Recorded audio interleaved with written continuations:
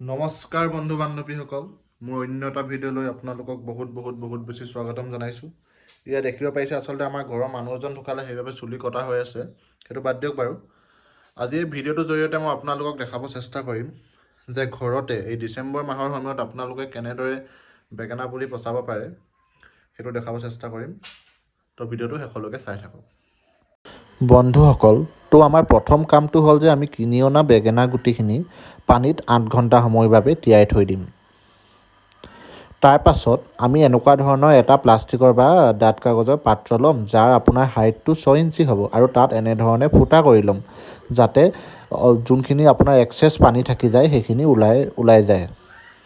এতিয়া আমি পাত্ৰটোৰ ভিতৰত ভৰাবৰ বাবে এনেকুৱা ধৰণৰ তিনিবিধ মাটিৰ সংমিশ্ৰণ ল'ব লাগিব, য'ত আপোনাৰ 60% এনেকুৱা যোনটো নৰ্মেল মাটি থাকিব, আৰু তাৰপিছত 30% এনেকুৱা আপোনাৰ পচন সাৰ থাকিব, আৰু বাকী থকাখিনি আমি কি দিম, বালি দিম। ঠিক আছে, এই গোটেই তিনিবিধ মাটি আমি ভালদৰে মিহলি কৰিব লাগিব। আহকচোন মিহলি কৰোঁ তেনেহ'লে।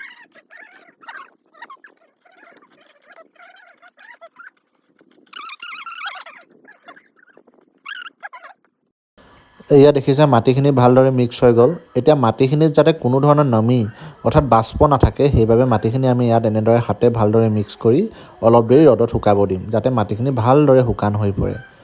দেখিব পাৰিছে মাটিখিনি কি ধুনীয়াকৈ মিক্স হৈ গ'ল।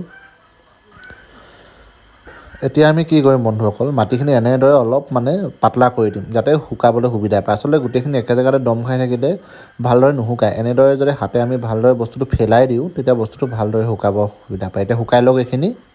এইফালে দেখিব পাৰিছে বন্ধুসকল, মাটিখিনি 4-5 ঘণ্টামান দুপৰীয়া ৰ'দত দিয়াৰ পাছত আমি এতিয়া এইখিনি এই পাত্ৰটোৰ ভিতৰত ভৰাই লৈছোঁ, যাতে আমি যোনখিনি বেঙেনাৰ গুটি পানীত তিয়াবলৈ থৈ দিছিলোঁ সেইখিনি ইয়াত দি পচাব পাৰোঁ। মাটিখিনি ভালদৰে এনেদৰে ভৰাই ল'ম দেই। মাটিখিনি কিন্তু ভালদৰে ভৰাব, আৰু বেছি হেঁচি নিদিব দেই, যাতে মাটিখিনি বেছি টান হৈ নাযায়। এতিয়া আমি কি কৰিম, গুটিখিনি দিবৰ বাবে এনেদৰে লাইন বনাই ল'ম, যাতে তাৰ ভিতৰত গুটিখিনি আমি লাইন বাই লাইন ভালদৰে দি যাব পাৰোঁ। এতিয়া আমি যোনকেইডাল লাইন বনাইছিলোঁ সেই লাইনকেইডালত এনেধৰণে ভিডিঅ'ত দেখুওৱা ধৰণে গুটিখিনি দি দিম। গুটিখিনি এনেদৰে দি হৈ যোৱাৰ পাছত তাৰ ওপৰত এতিয়া আমি দিব লাগিব মাটিৰ এটা লেয়াৰ। এনেধৰণে আমি গুটিৰ ওপৰত মাটিখিনি দি দিম ভালদৰে। মাটিখিনি এনেধৰণে দিব যাতে গোটেইখিনি ভালদৰে মাটিৰ পৰা ঢাক খাই যায়, আৰু পানী দিলে যাতে গুটিখিনি বাহিৰলৈ ওলাই নাহে।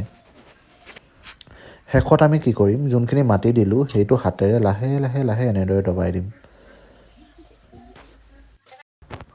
এতিয়া একেবাৰে শেষৰ কামটো হ'ল ইয়াত ভালদৰে পানী দিয়া। দেখিব পাৰিছে ভিডিঅ'ত দেখুওৱা ধৰণে একদম যিমান মাটিখিনি পানী খাব বিচাৰে সিমান পানী দি দিব। দেখিব পাৰিছেনে ছাইডত অলপ আমাৰ 2-এটা গুটি ওলাই গৈছে দেখিছে। সেইকেইটা গুটি আমি কি কৰিব লাগিব, এতিয়া সেই গুটিকেইটা আমি এনেদৰে আঙুলিয়ে লাহেকৈ ভৰাই দিম ভিতৰলৈ। এনেধৰণে মৰমে ভিতৰলৈ ভৰাই দিব। ঠিক আছে, আপোনালোকে তেনেহ'লে এতিয়া গুটি পচোৱা কথাখিনি গম পালে। এতিয়া ইয়াতে মই 2-এষাৰ কথা কৈ থৈ দিওঁ। আচলতে মই এনেধৰণে যে কাগজৰ পাত্ৰত আপোনালোকে গুটি পচাব সেয়া নকওঁ, কাৰণ চাওক মোৰ আগতে বহুত গুটি, যিহেতু মই ডাঙৰকৈ খেতি কৰোঁ, মোৰ বহুত গুটি পচোৱা হৈ গ'ল। ঠিক আছে, মই ডাঙৰ কিছুমান কণ্টেইনাৰত পচাওঁ। এতিয়া মেইন কথাটো হ'ল মই আপোনালোকৰ যাতে বস্তুটো বুজি পায়, কি প্ৰচেছত কৰিব লাগিব। যদি আপোনালোকে ডাঙৰ বক্স এটাও লয়, সেই বক্সটোত কি প্ৰচেছত কৰিব লাগিব সেইটো যাতে ভালদৰে বুজি পায়, সেইবাবে মই আপোনালোকক এটা কাগজৰ পাত্ৰ নমুনা হিচাপে লৈ দেখাই দিছোঁ। ঠিক আছে, আপোনালোকে এইটোৱে নহয় যে বহুত বেছি গুটি আনি সেই সৰু কাগজৰ বক্সাটোতে কৰিব, সেইটো নহয়।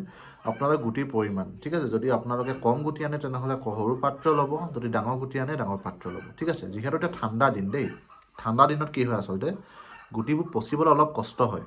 ঠিক আছে, গুটিবোৰ গজালি মেলিবলৈ অলপ কষ্ট পায়। সেইবাবে আমি কি কৰিম, যোনখিনি গুটিখিনি য'ত পচালোঁ আমি, সেই পাত্ৰটো এনেকুৱা এডোখৰ জেগাত থ'ম য'ত আপোনাৰ ৰাতিপুৱাৰ পৰা গধূলিলৈকে ৰ'দ পৰি থাকে। ঠিক আছে, ৰাতিপুৱাৰ পৰা আপোনালোকে গধূলিলৈকে ৰ'দ পৰিলে, তাৰপিছত কি কৰিব, সেই পাত্ৰটো ৰাতি হৈ যোৱাৰ লগে লগে ঠাণ্ডা নাপাবৰ বাবে পলিথিন বা এনেকুৱা ত্ৰিপালৰ এডোখৰ ওপৰতো ঢাকি দিব, যাতে তেওঁলোকে ঠাণ্ডা নাপায়।